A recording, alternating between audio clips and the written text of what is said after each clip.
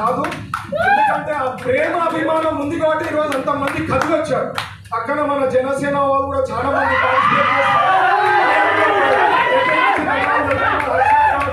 తర్వాత మన పవన్ గారు వాళ్ళు కూడా వాళ్ళ మిత్రులు, బీజేపీ మన సూర్య గారు కూడా వచ్చారు, బీజేపీ వాళ్ళ మిత్రులు కూడా వచ్చారు. థ్యాంక్ యూ సూర్య. చాలా మంది ఉన్నారు అట్లా, అందరు చెప్తే.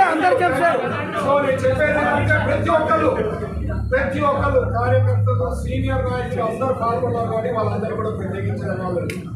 ఇంకా పోతే సబ్జెక్ట్లోకి వస్తే ఇప్పుడు మనకి ఏదైతే పోర్ట్ఫోలియో ఇచ్చారో నాకు ఎప్పుడు చెప్పేవాళ్ళు నా బలం. ఎందుకంటే నేను ఒక ఇండస్ట్రియలిస్ట్, నాకు ఒక అవగాహన ఉంది ఏం చేయాలా ఎట్లా చేయాలనేది.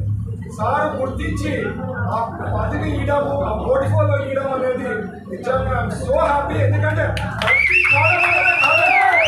దాంట్లో కూడా పోర్ట్ఫోలియోస్ కరెక్ట్ వాళ్ళకి ఇవ్వడము, ఎన్నుకొని అంటే థింక్ చేసి, అందుకనే 2 రోజులు టైం తీసుకున్నాం. దాదాపు మొన్న చేశాం, దాదాపు నిన్న ఈరోజు హాఫ్ డే 2.5 days ఆలోచించి నిర్ణయం తీసుకున్నారు లోకేష్ గారు, చంద్రబాబు గారు. ఇప్పుడు వస్తే ఇండస్ట్రీస్ నేను ఆల్రెడీ చెప్పా, మనకి ఇండియాలో ఎవరైనా పెద్ద ఇండస్ట్రీ పెట్టాలా ఏమైనా చేయాలా అంటే ఫస్ట్ ఎక్కడికి వెళ్తారు తెలుసా? గుజరాత్. అక్కడ ఒక నమ్మకం, అదొక సేఫ్ ఎన్విరాన్మెంట్ అని క్రియేట్ చేయగలిగినారు గుజరాత్ వాళ్ళు. అక్కడ ఉండే నాయకులు కానీ చీఫ్ మినిస్టర్స్ కానీ ఆ రకంగా ఆంధ్రప్రదేశ్ ని సేమ్ ఈక్వల్ టు గుజరాత్ లెక్క విత్ ఇన్ 5 years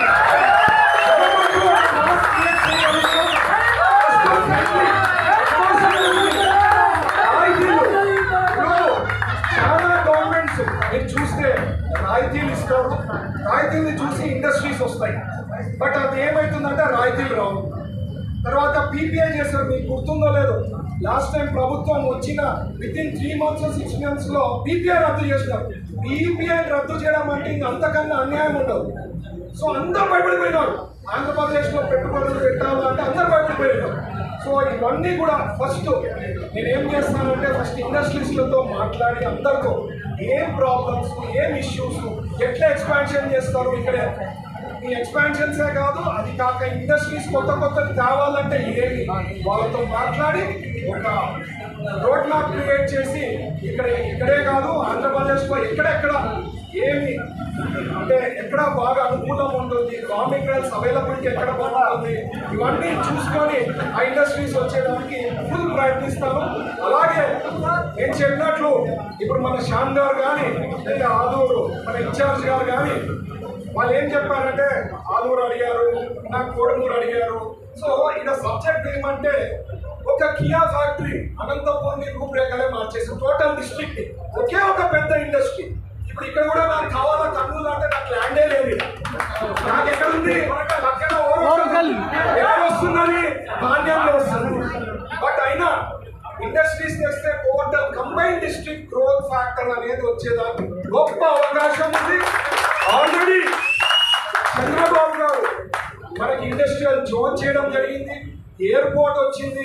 నేను ఆల్రెడీ రిక్వెస్ట్ చేయడం జరిగింది, మన రామ్మోహన్ నాయుడు గారికి రిక్వెస్ట్ చేసిన మనకి విజయవాడ నుంచి కర్నూలుకి ఫ్లైట్స్ లేదు, ఖచ్చితంగా మీరు చేయాలని చాలా ఇంపార్టెంట్. అంటే రామ్మోహన్ నాయుడు గారు ఏం చెప్పారంటే ఢిల్లీకి కూర్చుంటాం, వర్కౌట్ చేసి క్లియర్ చేస్తాం అన్నారు.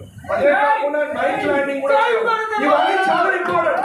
ప్రతిదీ చిన్నవి అనుకోవచ్చు కానీ ప్రతిదీ చాలా ఇంపార్టెంట్. ఇవన్నీ కూడా చేసుకుంటూ ఇక్కడ ఇండస్ట్రియల్ జోన్ని డెవలప్ చేస్తూ, ఇదే కాకుండా ఫుడ్ ప్రాసెసింగ్ ఉంది. మీ అందరికి ఇండస్ట్రీస్తో పాటు కామర్స్తో పాటు ఫుడ్ ప్రాసెసింగ్ ఉంది. ఈ ఫుడ్ ప్రాసెసింగ్ అనేది కోస్టల్ లైన్లో ఎన్నో అంటే అక్వాకల్చర్ కానీ ఇట్లాంటివి అవి డెవలప్ అంటే అక్కడ కూడా చాలా ప్రాబ్లమ్స్ ఉంది. నాకు కూడా ఐడియా ఉంది, ఎందుకంటే అక్వాకల్చర్కి మేము బ్లీచింగ్ పౌడర్ సప్లై చేస్తుంటాం. సో వాళ్ళకు కూడా ఇష్యూస్ ఎన్నో ఉన్నాయి, అవన్నీ సార్ట్అవుట్ చేస్తూ మంచి ఫుడ్ ప్రాసెసింగ్ యూనిట్స్ ఏ రకంగా చేస్తే బాగుంటుంది. అంటే సింగపూర్ గవర్నమెంట్ కానీ ఇట్లా చైనాలో కానీ చాలా అంటే పెద్ద ఎత్తున ఫుడ్ ప్రాసెసింగ్ ప్రోడక్ట్స్ అన్ని చాలా ఉన్నాయి. అవన్నీ కూడా వర్కౌట్ చేసి ఆంధ్రప్రదేశ్ ఏ రకంగా తీసుకురావాలా, ఎక్కడ పెడితే బాగుంటుందని ఖచ్చితంగా వర్కౌట్ చేస్తాం.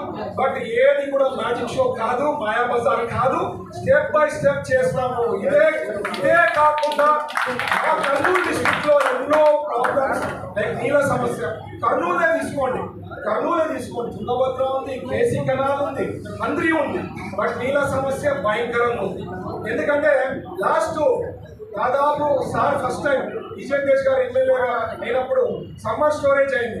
తర్వాత చెక్ డ్యామ్ తేవాలని ప్రయత్నం చేసి జీవో తెస్తే సార్ ఓడిపోవడంతో ఆ చెక్ డ్యామ్ వెళ్ళిపోయింది పక్కన. సో నీళ్ళ సమస్య తీవ్రంగా ఉంది, ఎస్పెషల్లీ సమ్మర్లో. అవి రెక్టిఫై చేయాలా. ఇట్లా గుండ్రేవుల ప్రాజెక్ట్స్ కానీ ఇవన్నీ కూడా ఖచ్చితంగా స్టెప్ బై స్టెప్ ఒక ప్లాన్ ఆఫ్ యాక్షన్తో we will complete all the works. అదే కాకుండా మినిస్టర్గా అయిన తర్వాత టైం మేనేజ్మెంట్ అనేది చాలా ఎసెన్షియల్, మీ అందరికీ తెలుసు. ఎందుకంటే గవర్నమెంట్